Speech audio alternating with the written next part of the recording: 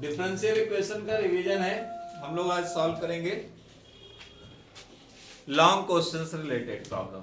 ठीक है, तो लॉन्ग क्वेश्चन में हमें जो क्वेश्चंस मोस्टली मिलते हैं सॉल्व पेपर में 2018, 19, 20 के सेट में जब हम देखेंगे, उससे पहले का भी देखेंगे, तो हमें डिफरेंशियल इक्वेशन में जो उसका पार्ट है उसमें homogeneous function, integral factor, degree and order से रिलेटेड क्वेश्चन सबसे ज्यादा बार दिखाई देते हैं और मिलते हैं। ठीक है, उसी में साथ में एक क्वेश्चन ऐसा भी रहता है, शॉर्ट क्वेश्चन होता है वो 1 मार्क्स का, जिसमें केवल डिफरेंशियल इक्वेशन दिया रहेगा और डिग्री और ऑर्डर की बात करेगा। ठीक, तो क्वेश्चन कैसा होगा? इसे क्वेश्चन दिया है dy by dx plus y equals to 0। अब इसमें हम देख रहे हैं कि जो हमारा फंक्शन है वो केवल 1 टाइम डिफरेंशिएटेड है, एक बार डिफरेंशिएटेड है। ठीक है, तो इसकी डिग्री भी 1 है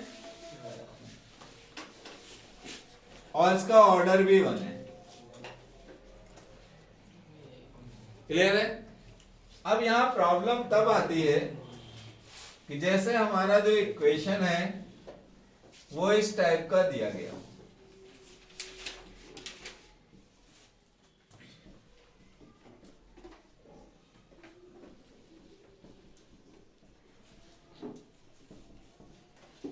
अब अगर हमें इसमें डिग्री और ऑर्डर पता करना है तो सबसे ज्यादा बार डिफरेंशिएटेड फंक्शन कहां है उस पर जाते हैं। तो सबसे ज्यादा बार जो डिफरेंशिएटेड फंक्शन है वो 4 टाइम है, इसी की पावर भी लेंगे। अब हमें इससे मतलब नहीं कि इसमें d3y/dx में पावर 2 है तो हम उसको 2 दिखा दें, ऐसा नहीं, हम इसकी ही पावर लेंगे। तो इसका जो ऑर्डर है 4 है तो इसकी डिग्री 1 है। अब ये नहीं कि आप डिग्री 2 बताइए और सॉरी ऑर्डर 4 बताइए और डिग्री 2 बताइए, गलत। जहां सबसे ज्यादा बार डिफरेंशिएशन हुआ होगा उसी की पावर आपको बतानी है। ठीक, अब इसकी जो सबसे बड़ी प्रॉब्लम है वो आती है अपरिभाषित फलन के लिए, अनडिफाइंड फंक्शन। अनडिफाइंड फंक्शन, अपरिभाषित फलन। देखिए, अपरिभाषित फलन का मतलब है कि हमें ये समझ में भी आए कि कौन ऐसा फलन है जो अपरिभाषित हो जाता है और कौन ऐसा फलन है जो परिभाषित हो जाता है। तो देखिए, परिभाषित फलन वो फलन होते हैं जिनका हम आसानी से डिफरेंशिएशन कर लेते हैं, वो डिफाइंड फंक्शन होते हैं। ध्यान रहेगा। अपरिभाषित वो फलन होते हैं जिनका हम आसानी से डिफरेंशिएशन ना कर पाए। तो जैसे अनडिफाइंड फंक्शंस की अगर हम बात करें तो जैसे यहां पर कोई दे दे y equals to log dy by dx, तो अब ऑलरेडी आप log x का डिफरेंशिएशन करने आए हो, log dy by dx का डिफरेंशिएशन नहीं करने आए हो। ठीक है, तो ये आपको पढ़ने में भी देखने में भी कंफ्यूज कर रहा है, इसका मतलब अनडिफाइंड है। ऐसे ही कुछ उल्टा सीधा लिखा हुआ मिलेगा तो आप उसे अनडिफाइंड फंक्शन कहोगे। जैसे यहां पर x होना चाहिए लेकिन उसने dy by dx कर दिया, तो इसका मतलब ये अनडिफाइंड फंक्शन है, फिर उसमें कुछ नहीं बताओगे। क्लियर है? फिर उसमें आपको कुछ भी नहीं बताना है, ध्यान रहेगा। अब इसके बाद बात आती है आगे जब क्वेश्चनों की, तो आगे के जो क्वेश्चंस आएंगे, एक तो ये 1 मार्क्स का क्वेश्चन हो गया, ऑब्जेक्टिव में कंफर्म मिलेगा। क्लियर? इसके बाद जब हम बात करते हैं तो जो दूसरे फैक्टर्स हैं, जैसे हमने बात की है होमोजेनियस और इंटीग्रल फैक्टर्स की, तो यहां हम डायरेक्टली बताना चाहेंगे क्योंकि हम बीच से नहीं आ रहे हैं, शुरुआत से भी नहीं बता रहे हैं, सीधे उन टॉपिक पर जा रहे हैं जहां हमें क्वेश्चन मिलना है। जैसे हम बात करेंगे होमोजेनियस फंक्शन की, तो आप ध्यान से देखिएगा कि अगर कोई फंक्शन होमोजेनियस फंक्शन है, इसका हिंदी में भी अर्थ समझिएगा, इसे कहते हैं समान घातीय फलन। समान घातीय, तो समान न कहते हैं, उसको कहते हैं समांग। ठीक है, जिसकी पावर सेम हो। ठीक है, इससे बात करो, लड़की फोन कर रही है। होमोजीनियस फंक्शन, हाँ जी बताइए किसकी। हाँ सर ठीक है। ठीक है, homogeneous function. Sakshi coaching on है? हाँ, कब तक लगी? समांग इसी के बाद इसके तो समांग घातीय फलन, ठीक है, होमोजीनियस फंक्शन। तो देखिए इसको पढ़ के ही लग रहा है कि जहां पर पावर सेम टाइप दिखे तो होमोजीनियस फंक्शन होगा। तो ये सेम टाइप के पावर आपको देखने पड़ेंगे, आपके क्वेश्चन में ऐसा लिख रहा है कि नहीं। तो समान घाती उससे कहते हैं, ऐसे कहीं लिखा हो dy by d x equal to, ऐसे लिखा हो x square x y plus y square. अब आप चेक कर रहे हैं कि पावर समान कैसे होती है। तो देखिए यहाँ दो पावर है, यहाँ दो पावर है, और यहाँ एक और एक दो पावर है। जहां पर दो वेरिएबल होंगे उन्हें भी दो पावर समझा जाता है, ठीक है ना। तो ऐसे इक्वलिटी देखते हैं, ये नहीं कि यहाँ स्क्वायर है यहाँ स्क्वायर है तो यहाँ भी होना चाहिए, ऐसा कुछ नहीं। अगर दो वेरिएबल एक साथ हैं तो वो भी दो है। क्लियर है। इसके बाद जब आपको ये पता चला कि ये समान घाती है, कभी कभी ऐसे लिखा होता है x माइनस वाई और dy बाई डी एक्स और x प्लस वाई, ये भी समान घाती। क्यों? इसमें वन पावर, इसमें वन पावर, इसमें वन पावर, इसमें वन पावर। फिर आपको कोई क्वेश्चन दे रखा है, यहां पर दिया dy by d x equal to x cube plus 3x square y plus 3y square x plus y cube. अब आपको चेक करना है क्या ये होमोजेनियस फंक्शन है। तो बिल्कुल है। देखिए 3 घात 2 और 1 3, 2 और 1 3 समान घात। अगर आपको डिक्लेयर हो गया क्वेश्चन में कि ये होमोजेनियस फंक्शन है, तो उसके लिए फंडामेंटल क्या रहेगा? फंडामेंटल ये रहेगा कि आप उस क्वेश्चन को पहले तो dy बाई डी एक्स उसका एक साइड कर लीजिए। जब एक साइड हो जाए उसमें पहले स्टेप में y is equal to vx रखना है।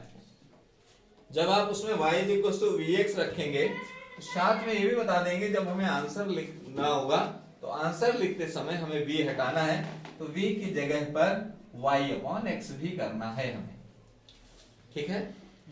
तो पहले y बराबर vx रख के हम उसको क्वेश्चन को हल करेंगे, और जब हमारा क्वेश्चन पूरी तरह सॉल्व हो जाएगा तो हम v हटा के y अपॉन x भी कर देंगे। जब हमने y की जगह vx रखा तो दूसरी समस्या हमारी आ जाएगी, फिर हमें dy बाई dx भी हटाना। तो जब हम dy बाई dx हटाते हैं तो उसमें हमें क्या करना होगा? dy बाई dx की जगह पर इसी का हम डिफरेंशिएशन करते हैं। ऐसे अपने मन से नहीं लिख रहे हैं। देखिए जब हम इसका डिफरेंशिएशन करते हैं, ये दो फलन है, ठीक। एक बार हम v को शांत रखते हैं, x का करते हैं डिफरेंशिएशन, 1 आता है, ठीक है। तो जब 1 आता है तो ये v हो जाता है। फिर हम x को साइलेंट रखते हैं और v का डिफरेंशिएशन करते हैं तो ये dv अपॉन dx आता है। तो ये स्टेप नंबर 2 लिख देते हैं। जब स्टेप नंबर 2 लिखते हैं तो वहां से dy बाई dx भी हट जाता है, और स्टेप नंबर 3 आपका ये। इतना जब करेंगे तो कैसा भी होमोजेनियस फंक्शन का क्वेश्चन आपका होगा वो सॉल्व हो जाएगा। तो आइए देखते हैं, आज इसी का एक क्वेश्चन है, एग्जांपल से रिलेटेड है या एक्सरसाइज का है, अनसोल्ड में आया है, चाहे जहां को सब लोग हमारे साथ करेंगे। क्वेश्चन हमें मिल रहा है एक्स स्क्वायर, एनसीईआरटी का है, x square x y d y, बोलिएगा आगे, x square x y d y dy बराबर x square plus y square dx। चलिए अब ये हमारे सामने क्वेश्चन है। मान लीजिए ये आगे लॉन्ग क्वेश्चन सबसे लास्ट में। तो जब आपने देखा तो आपको देखना है कि इसमें करना क्या है। इसमें पहले हमें फंक्शन को चेक करना है कि किस टाइप का फंक्शन है। तो आपने देखा यहाँ एक्स स्क्वायर है, यहाँ एक्स वाई है, यहाँ एक्स स्क्वायर है, यहाँ वाई स्क्वायर है, तो आपको पावर सेम लग गई, ठीक। अब एक काम बचा है कि किसी तरीके से dy को dx के पास ले जाकर के dy बाई dx बनाए।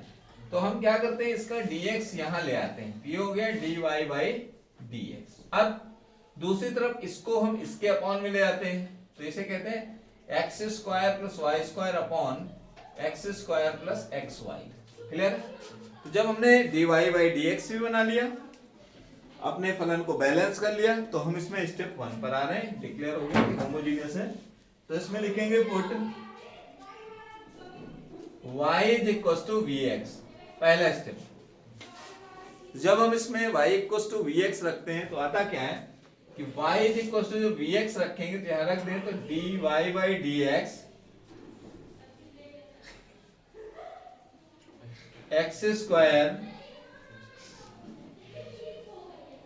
v स्क्वायर x स्क्वायर साथ में x स्क्वायर, जब यहाँ y की जगह vx रखेंगे तो v तो स्क्वायर नहीं होगा लेकिन x स्क्वायर हो जाएगा। ठीक, अब आप ध्यान से देखिए x स्क्वायर दोनों में कॉमन है, कैंसिल हो रहा है, तो ये हो गया 1 plus v square upon 1 plus.